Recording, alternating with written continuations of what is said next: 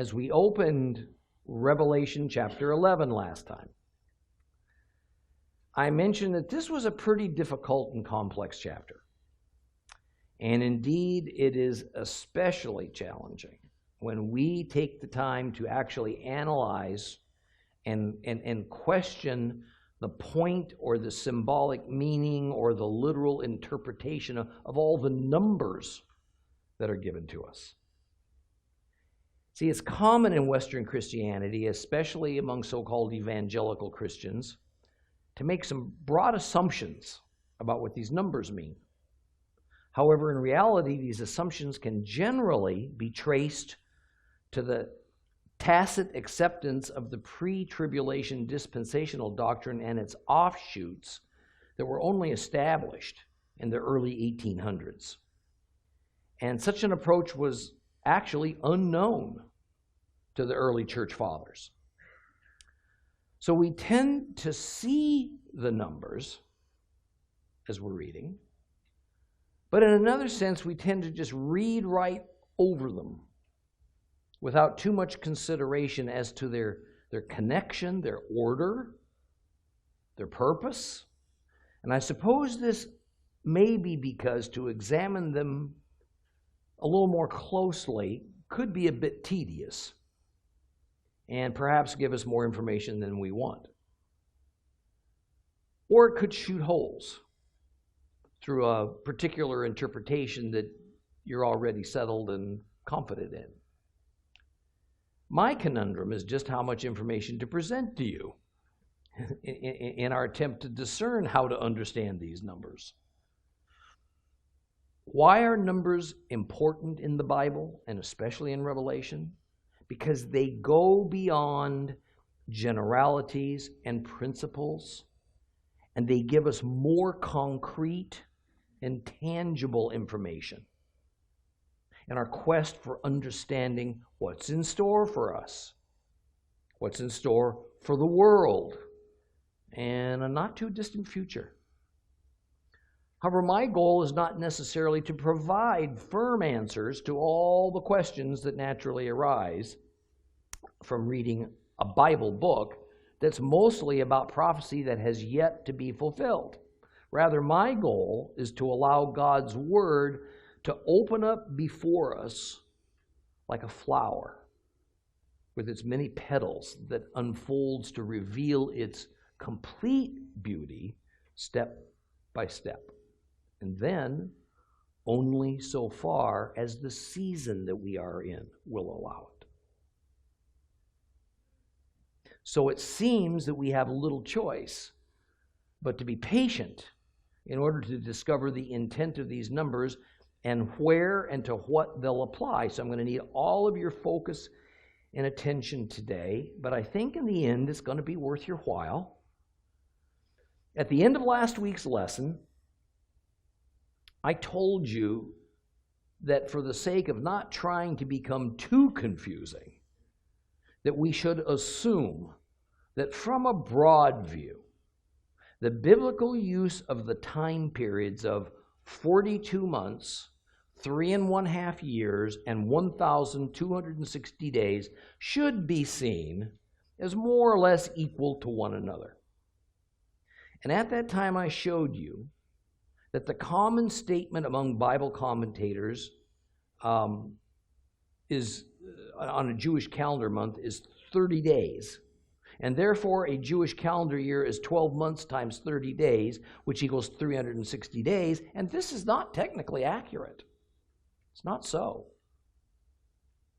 Hebrew months are based on lunar cycles, and that's ordained by God. An actual lunar cycle is 29½ days.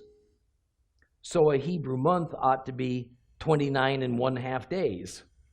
But since you can't have months with half days in them, as a practical solution, the Jews alternated between a month with 29 days, and then the next month would be set at 30 days. And when you average 29 and 30 together, you get 29½. So a Jewish calendar was not a calendar with 12 months of equal 30 days each, but rather it alternated between 29-day month and a 30-day month, such in the course of a 12-month lunar year, you wound up with 6 months of 29 days, 6 months of 30 days. However, that equals 354 days in a year, not 360. And yet, that isn't the full story of the Jewish calendar either. Long before John's era, the Jews learned that out of practicality, they had to adjust their 12-month lunar calendars based on the cycle of the sun. That is, just as in modern times where we define the year as the time it takes for the Earth to make one complete orbit around the sun, 365 days plus a fraction of a day. So the Jews were aware of this reality as well. And since a lunar year is 354 days and a solar year is 365 days, then there's an approximately 11 days difference between the two. Simple math. A lunar year is 11 days shorter than a solar year. So clearly a calendar based on cycles of the moon only will not line up with a calendar based on cycles of the sun. And since the seasons of the year, spring, summer, winter, fall, are dependent upon what? The solar cycle, not the lunar cycle, then the Hebrews had to make adjustments to their lunar calendars to keep them in tune with the sun cycle so that you could keep them in tune with the seasons. I'm not going to get deeply into the variations of how this was done, but only so far as to say that at regular intervals, they would add some extra days to their lunar calendars and even add an extra month every few years in order to keep their lunar calendars aligned with the seasons. Why is that so important to them? Because the agricultural aspect of their society was, of course, dependent upon the seasons of the year, not on moon cycles, because they have no bearing on seasons. And even more, several of the 7 biblical feasts commanded by God were, at their core, agricultural festivals. And they celebrated the harvesting of certain crops. And these crops grew and ripened at different times of the year. Now, since most of the biblical feasts are assigned actual calendar dates in the Torah that govern exactly when they're to be celebrated, it wouldn't work very well if, for instance, the summertime wheat crop harvest celebration came during a time when the lunar calendar date for the biblical feast that celebrated it, which is the Feast of First Fruits, Bikurim, actually fell in the wintertime. That is, the calendar, based on lunar cycles, says it's time for the biblical feast that revolves around special offerings of the wheat crop harvest, which is based on solar cycles. But due to differences between the solar and the lunar years, in actuality, it's in the winter season. And the wheat harvest happened a long time ago. What do? Thus, there is both a practical and a religious need for synchronizing the lunar months to the yearly sun cycle to keep the agricultural seasons in tune with the biblical feast dates. That makes sense? All of these complex calendar issues, and a lot more, plays a role when, as 21st century Bible students, we attempt to understand just how to comprehend these several numbers about the passing of time that we find in Revelation, especially about the end of days. So I want to begin by showing you the underlying reason for why Revelation presents the numbers of 42 months 3½ days or years, because it uses both, and 1,260 days as it does.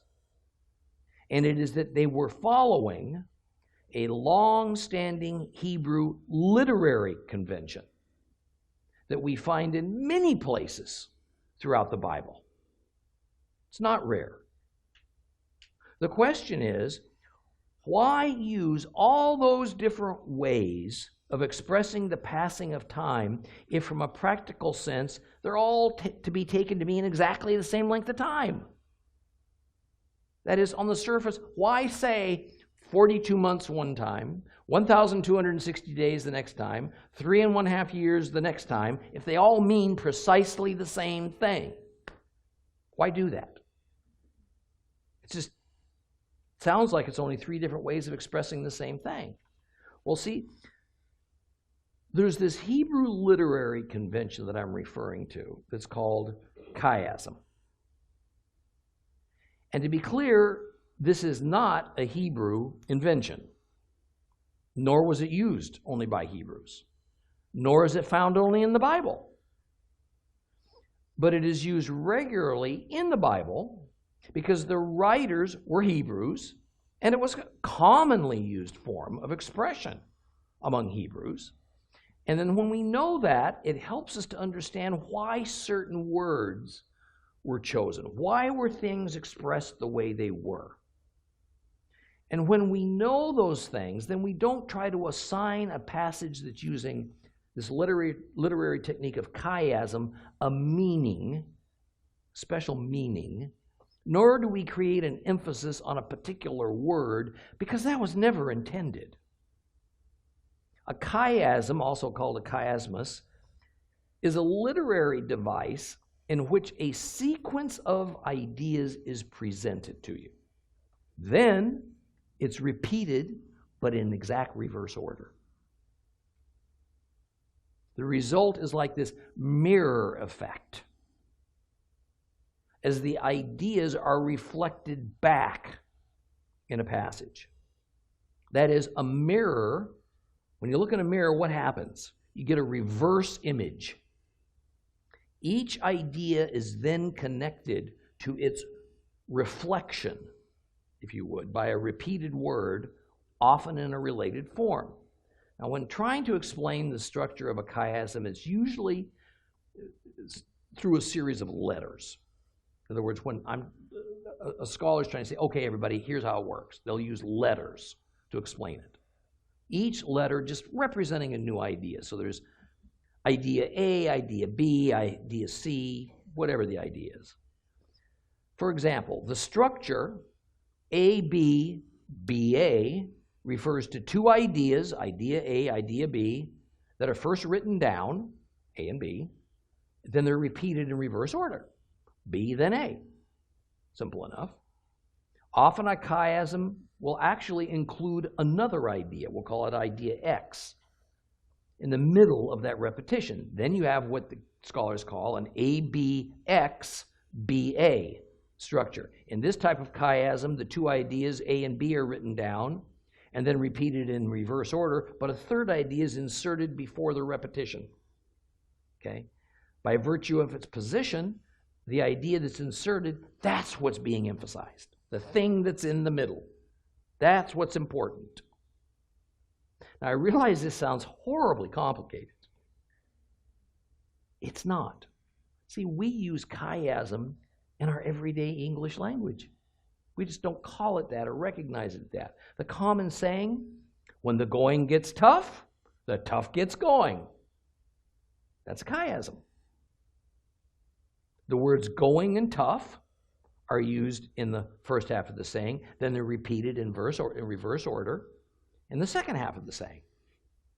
The structure then is ABBA.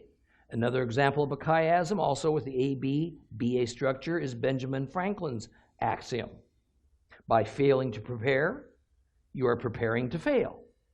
It's a chiasm. Other chiasms can be a lot more complex, that even span entire poems. What can make chiasms so difficult to spot in the Bible is because of the standard use of chapter and verse markings. That is, especially as concerns the way a Bible book is divided up into chapters, although it wasn't originally created that way. Our minds operate in such a way as to subconsciously put a start sign at the beginning of a chapter and a stop sign at the end of that same chapter, so we don't always recognize this original, just continuing flow of thought that proceeds just from one, what we call chapter to the next, but it's not. It's not divided. It's not stopped. It just continues. But when we remove those arbitrary chapter markings and just read a Bible book as one continuous flow of thought, we find all sorts of intended connections that are otherwise disguised. Now, as concerns our matter, why did I tell you all this, right? As concerns our matter of the numbers 42 months, 3.5 years, 1,260 days. When we find them in the order that they occur in Revelation, starting with their first appearance, by the way, in Revelation chapter 11, we see that, in fact, the author, John, used the literary technique of chiasm to present them. Here's how it works. John created an ABC, CBA chiasm using those numbers. I put it on a chart so it could be a little bit easier for you to follow. So the number 42 is found in Revelation 11:2. The number 1,260 is found in 11:3. The number 3.5 is found in 11:9. Then the mirror image of that order begins in Revelation 11:11. 3.5 is found in 11:11. 1,260 is found in 12:6. 42 is found in 13:5. Boom, boom, boom, boom, boom, boom. Okay, just a chiasm, common literary structure. It's not magic. And by the way, it's not some mysterious Bible code. It's just a normal, customary literary structure that Hebrews, Jews, used in their thinking, in their writing. It is intended to be noticed. And a careful Jewish student reading John's Apocalypse would have caught it. What we must understand is that words and numbers were chosen to make the chiasm operate properly. Just as when creating a poem, words are chosen as much for their ability to rhyme as they are for their actual meaning. The use of chiasm has much to do with providing a memorization technique, since most of how the contents of the Bible passed around in Bible days was orally, not by reading. So the underlying reason these numbers are even presented in the way and presented in the order that we find them in this section of Revelation has to do with making them fit into a literary structure called a chiasm. But naturally, there's more. If you look at the use of the numbers in this chiastic structure of Revelation chapters 11, 12, and 13, sometimes the numbers refer to months, sometimes the numbers refer to days. And when we write down not just the number, but also the corresponding name of the time period, days, months, years, whatever, with it we get 42 months, 1,260 days, 3.5 days, and then mirror image, we get, starting in Revelation 11:11, 3.5 days, 1,260 days, 42 months. So month, days, days, days, days, months. You see it? This is a well-constructed chiasm in every respect, and it cannot be doubted that it's just mere coincidence.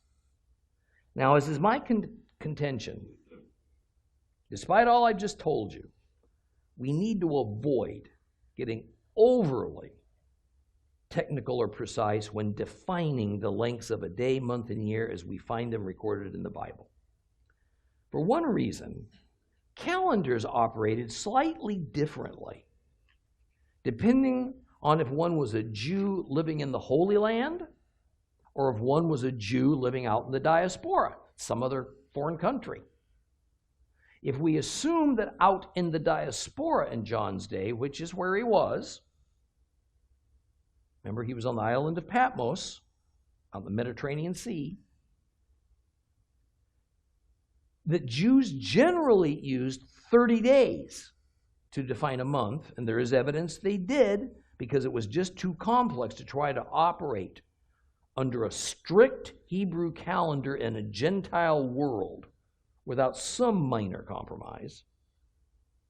And if we assume that therefore their unadjusted lunar calendars gave them a 360-day year, then the numbers 42 months, 3.5 years, 1,260 days all line up as meaning exactly the same thing. But are we to take these as absolute, precise numbers? Perhaps.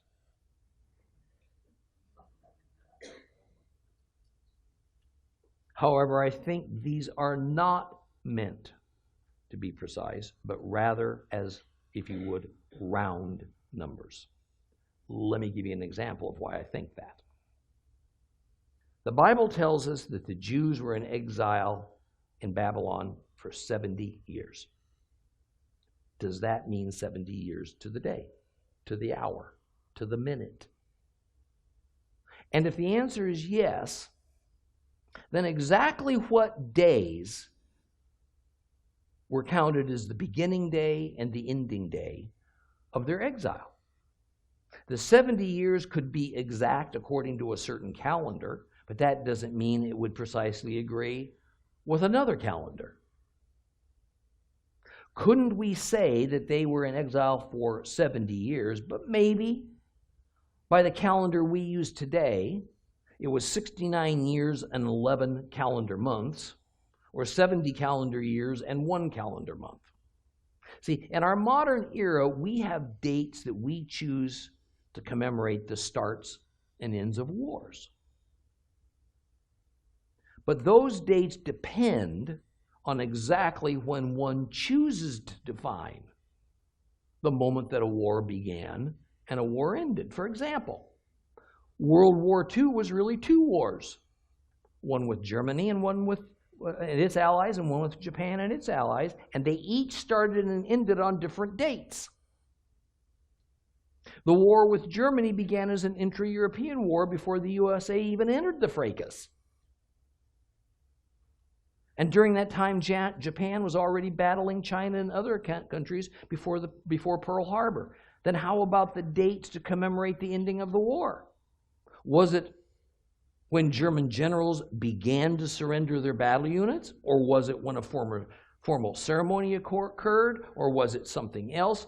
You see the issue here with trying to get too precise.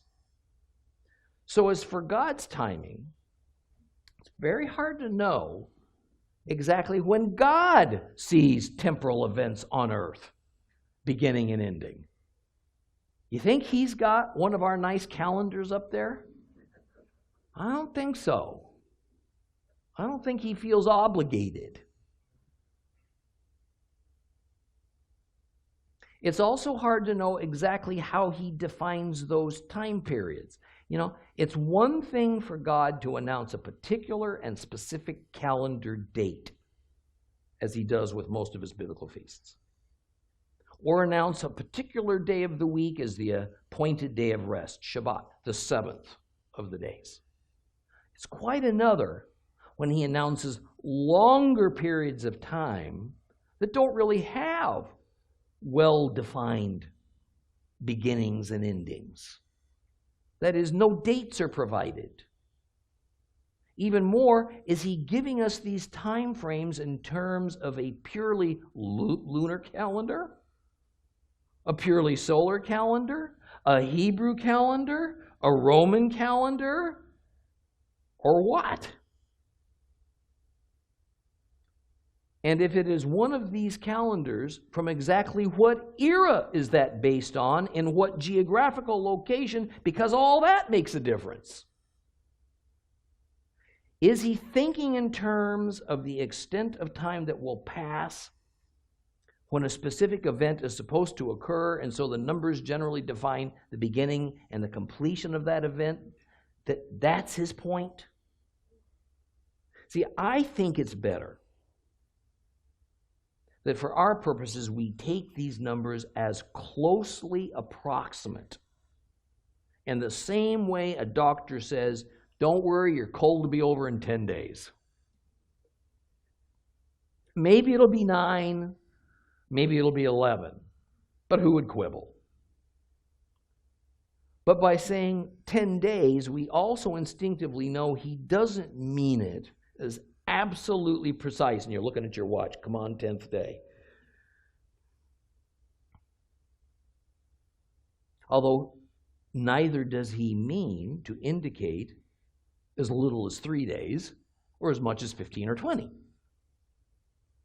So as we watch, in a practical way, as we watch for these events of revelation to come about, I don't think we should mark the days off on our calendar and then be surprised if the 1,260 on our calendars turns out to be 1,251 or 1,268.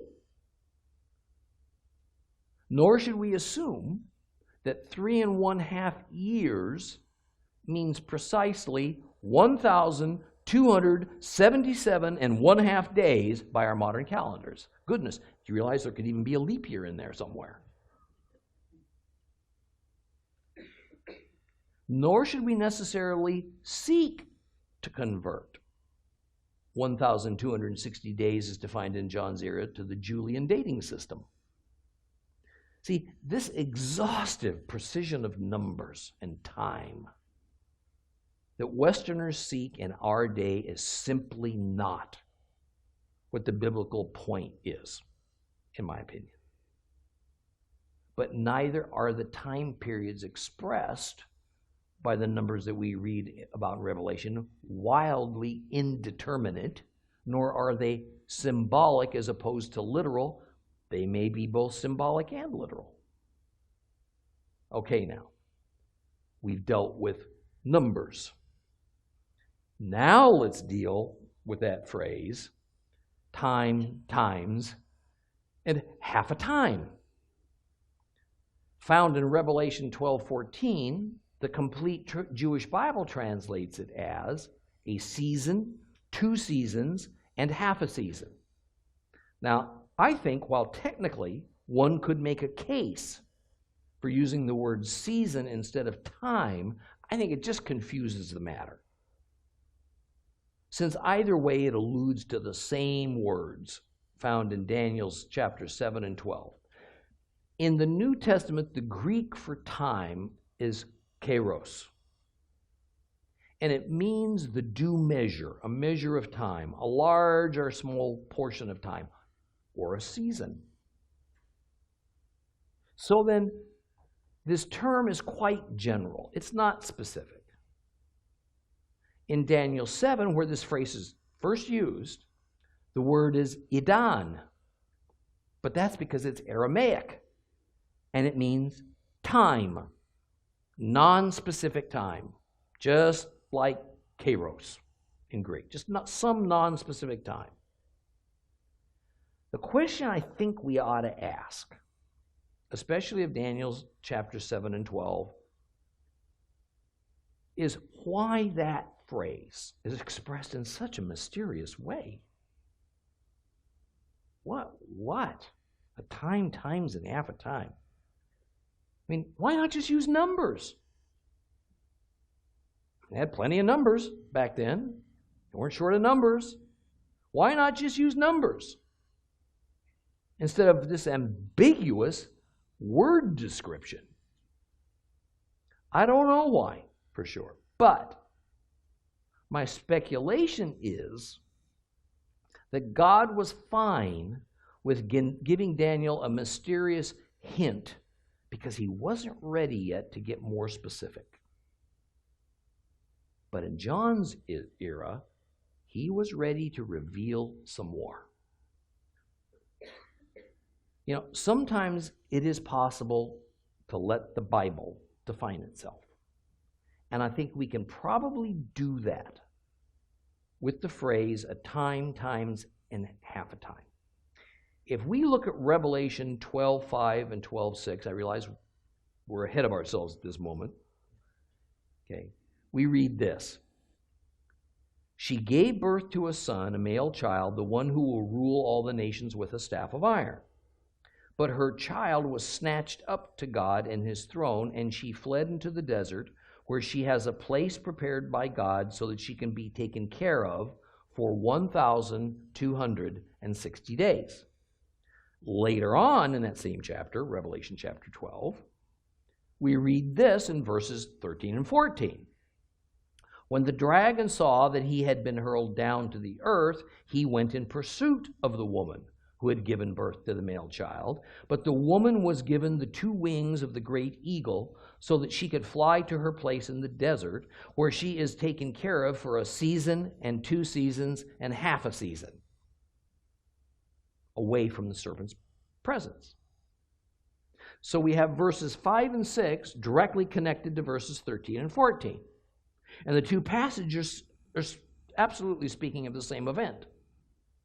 In verses 5 and 6, the time that the woman, Israel, will be cared for is 1,260 days. And in verses 13 and 14, the same woman is said to be cared for a season, 2 seasons, and half a season. Or, as it actually says it, in its most literal, for a time, times, and half a time. Now, of course, it depends on the Bible version you use, but verses 5 and 6 tell us then that time, times, and half a time of verses 13 and 14 equals 1,260 days. That said, sometimes a number can be literal, but also carry a much larger symbolic meaning. Now remember, the number 3 1/2 is half of the divine and ideal number 7. Now, while 7 indicates perfect wholeness, the number 3 1/2 indicates something that is imperfect and not whole. So I want to offer a possibility that when 3 1/2 is offered as a specific number, it is meant to symbolize imperfection or a process that has been interrupted and not completed. But when a phrase, a time, times, and half a time is used, in other words, kind of a substitute for 3 1/2, it intentionally avoids assigning the specific number 3 1/2, because while the number 3 1/2 has an understood symbolic sense, the phrase time, times, and half a time has no symbolic sense. At least no symbolic sense that we're currently aware of. So in Revelation 12:14, when the woman Israel finally does go into the desert to be protected for a time, times, and half a time, even if that passing a time might amount to 3 1/2 years, this does not also symbolize something that is imperfect, not whole. That's why this mysterious phrase, time, times, and half a time, is used with the actual number 3 1/2, or even 1,260 for days, is avoided. Now, that's my opinion, so take it for what it's worth. Well, now that we've finished talking about these numbers, and how we ought to think about them, I want to resume with our study of Revelation chapter 11. But I think it's best we reread this in smaller chunks, okay, as we go along. So open your Bibles to Revelation chapter 11, and we're just going to read the first 6 verses. Revelation chapter 11. If you have a complete Jewish Bible, it's page 1542, 1542. Okay. I was given a measuring rod like a stick, and told, get up, measure the temple of God and the altar, and count how many people are worshiping there. But the court outside the temple, leave that out. Don't measure it, because it has been given to the Goyim, Gentiles, and they will trample over the holy city for 42 months.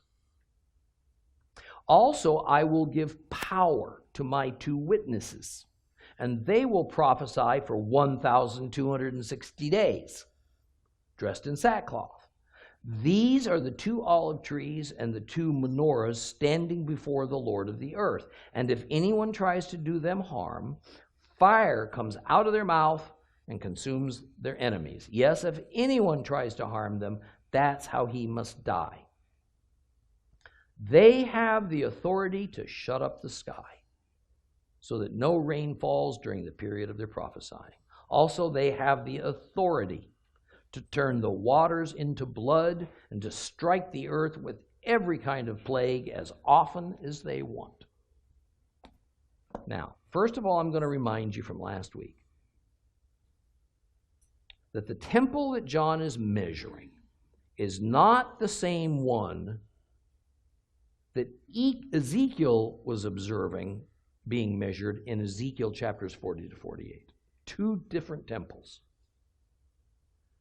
The temple John is measuring is what I would label as the 3rd temple. It's the one that will be built in the near future before Christ returns, very likely at the behest of the man of sin, who will be revealed as the Antichrist.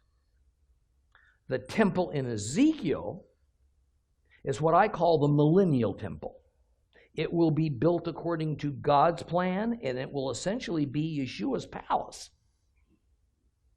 It will come after, it will replace the 3rd temple.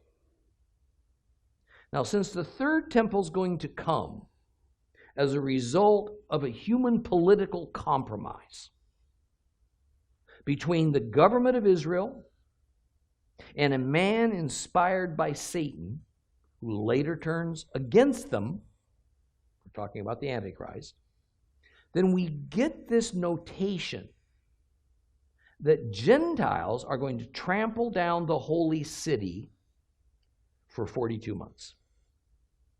Now, to better understand this passage, let's talk a little bit about the outer court in the temple that in Herod's day was called the court of the Gentiles. From a far view, the temple and its grounds were to be fashioned after the pattern of the wilderness tabernacle. The wilderness tabernacle was not to be a place for Gentiles. It was only for God's chosen, the Israelites. Gentiles, even should they want to, would not have been allowed entrance into the tabernacle courts. Therefore, the temple was also supposed to have been a place only for Israelites, not for Gentiles. But when Herod extensively remodeled and expanded the temple that had been built by Nehemiah and Zerubbabel after the Babylonian exile, Herod also expanded greatly the outer temple courtyard, and Gentiles were then invited to come in and see the greatness and lavishness of the temple that Herod built. It was so magnificent that the temple was considered one of the 8 wonders of the world, and Gentiles came from all over the Roman Empire to visit it, the same way people come from all over the world to visit Disney World in Florida.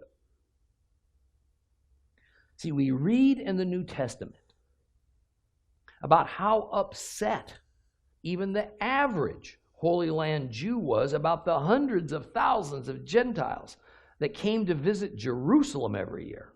Now, although these Gentiles generally meant no harm, they were just virtually tourists, the most zealous and militant Jews were outraged that these Gentiles were even allowed inside the temple grounds, even though they were restricted to the court of the Gentiles. So the zealots regularly started riots on account of this.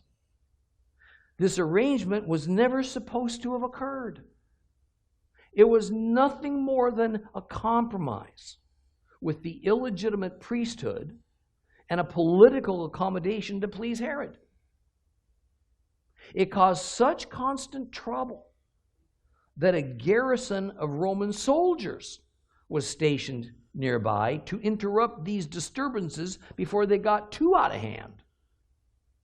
And what we find in the temple of John's vision is that there is an outer courtyard and Gentiles will once again be allowed in.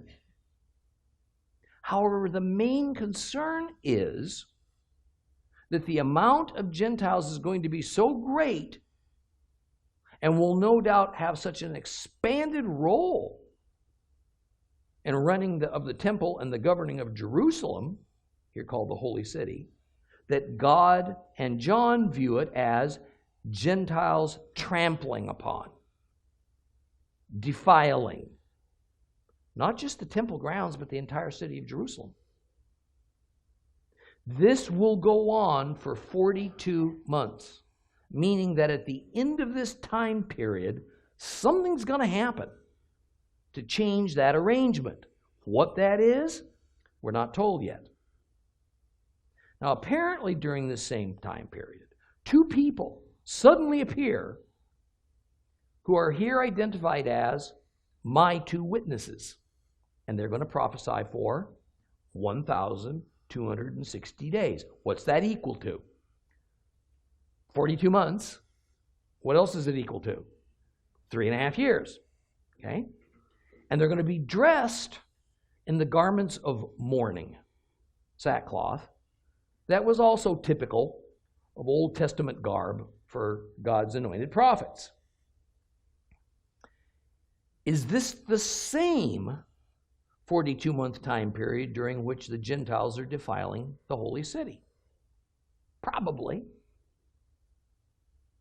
But now, why two witnesses?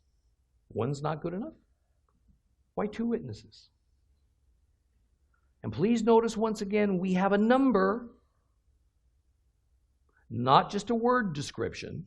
So it's important we pay attention to that number. We have precisely two witnesses. Not one, not three, not more. Here is why. In Deuteronomy 19:15, one witness alone will not be sufficient to convict a person of any offense or sin of any kind. The matter can only be established if there are 2 or 3 witnesses testifying against them. So there's the law. God is going to judge the people and the city. God is only one witness. And these 2 human witnesses make the total number 3.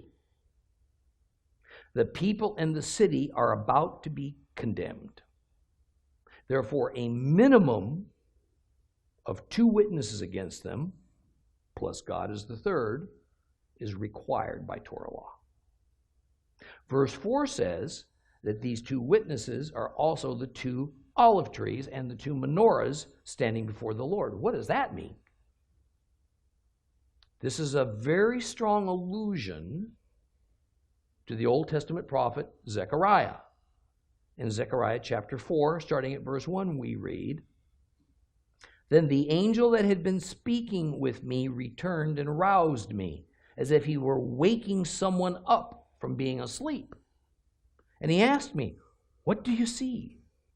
And I answered, 'Well, I've been looking at a menorah It's all of gold with a bowl at its top and 7 lamps on it and 7 tubes leading to the 7 lamps at its top. Next to it are 2 olive trees, one on the right side of the bowl and the other on its left. And I asked the angel speaking with me, "What are these, my Lord?" And the angel speaking with me said, "Don't you know what these are?" And I said, "No, my Lord." And then he answered me, "This is the word of Adonai to Zerubbabel. Not by force and not by power, but by my spirit, says Adonai Zebaoth. What are you, you big mountain? Before Zerubbabel, you'll become a plain. He will put the capstone in places. Everyone shouts, 'It's beautiful, it's beautiful.'" Then this message from Adonai came to me. "The hands of Zerubbabel have laid the foundation of this house. His hands will also finish it. Then you will know that Adonai Zebaoth sent me to you. For even someone who doesn't think much of a day when such minor events take place will rejoice at seeing the plumb line in the hand of Zerubbabel. So these 7 are the eyes of Adonai that range about all over the earth." And I replied by asking him, "Well, then what are these 2 olive trees on the right and left sides of the menorah?"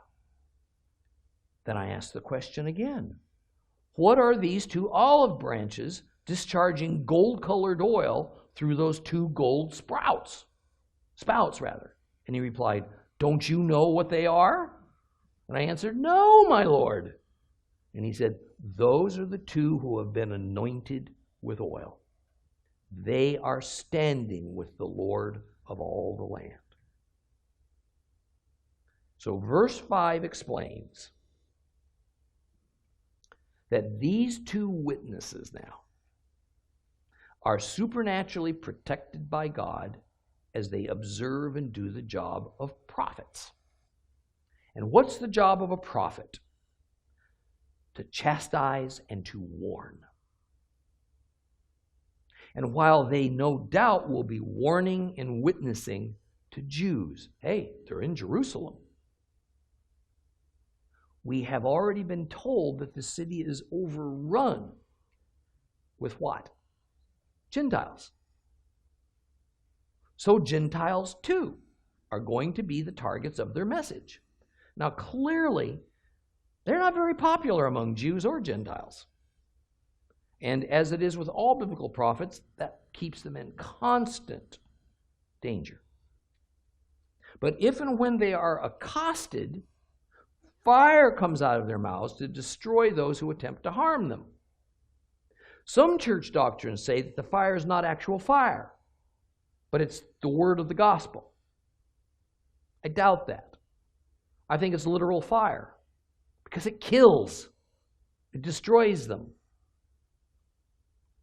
Because these 2 witnesses are actually prophets, then this mention of fire cannot help but connect to Elijah, because he similarly dealt with armed messengers that had been sent by the king of Samaria to threaten him. We read back in 2 Kings 1, 5 through 12. The messengers returned to Achaziah and asked them, "Why have you come back?" And they answered him, "A man came to meet us. He told us to go and return to the king who sent us and tell him, 'Here is what Adonai says. Is it because there's no God in Israel that you are sending to consult Baal-Zevuv, the god of Ekron? Therefore you will never leave the bed you're lying on. You will die.'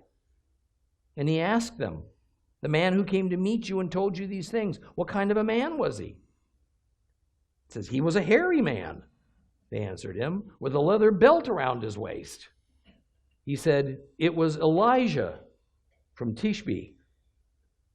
So then the king sent a commander of 50 to Elijah, together with his 50 men. And Elijah was sitting on the top of a hill. And the commander climbed up to him and said, 'Man of God, the king says, come down.' Elijah answered the commander of 50, 'If I am in fact a man of God, then let fire come down from heaven and burn you up, along with your 50 men.' Fire came down from heaven, and it burned up him and his 50 men. And then the king sent another commander of 50 together with his 50 men, and he said to him, "Man of God," the king says, "come down immediately." And Elijah answered them, "If I am in fact a man of God, let fire come down from heaven and burn you up, along with your 50 men. Well, fire came down from heaven, and it burned up him and his 50 men. Revelation 11:6 says that the two witnesses also have the authority to stop the rain from falling. That's another allusion to Elijah. 1 Kings 17:1. Elijah from Tishbe, an inhabitant of Gilead, said to Ahab, "As Adonai, the God of Israel, lives, before whom I stand, there will be neither rain nor dew in the years ahead unless I say so." Finally, these two witnesses can turn the waters into blood and strike the earth with plagues. Who does that remind you of? Of course, it refers to Moses doing battle for God's people with Pharaoh. So who might these two witnesses be? It would seem likely that they would be people whom God has used in the past, although nothing prevents him from establishing two new witnesses or prophets who behave in the same manner as Elijah and Moses. So I think we'll begin the next lesson by addressing that matter.